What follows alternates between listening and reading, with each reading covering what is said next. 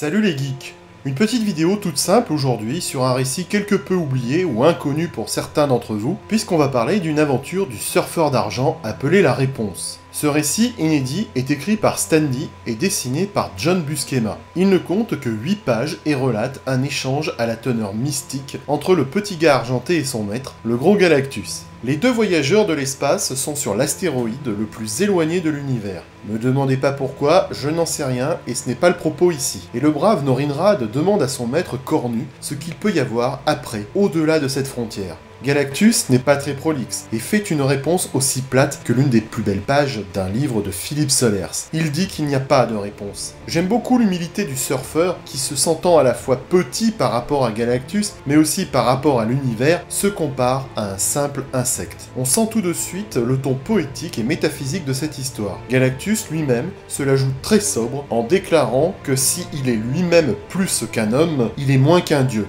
On ne le connaissait pas aussi humble, le grand Cornu. La curiosité du surfeur le pousse à presser son mentor, l'accusant même d'être un menteur. Mais le grand Cornu galactique ne se démonte pas et lui lance calmement qu'il est le pouvoir absolu et qu'il n'a aucune raison de mentir. Et en gros, si le surfeur est aussi curieux que ça, il n'a qu'à chercher la réponse lui-même. Si vous ne connaissez pas cette histoire, je vous invite à la lire. Elle est parue en France dans le 2e numéro d'Epic, le magazine français de bande dessinée qui publiait de l'heroic fantasy, de la science-fiction et du fantastique chez les éditions Haredi.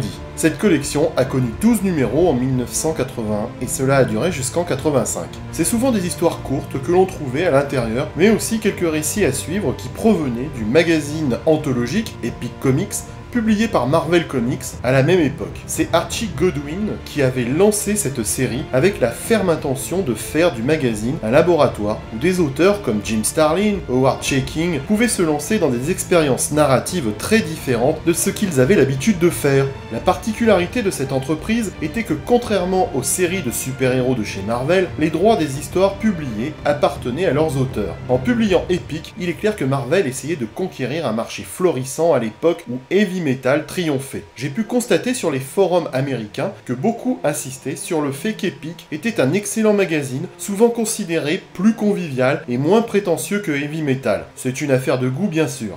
Pour en revenir à cette histoire du surfeur, on ne peut que remarquer la qualité de l'œuvre. Par les traits des dessins, les détails des panneaux, sans oublier la couleur, cette œuvre est très différente des bandes dessinées en quadrichromie. Toutefois, et pour avoir parcouru de nombreux sites américains, tout le monde s'accorde à dire que même si le coup de crayon est celui de John Buscema, les pages produites ne reflètent pas le style de Big John.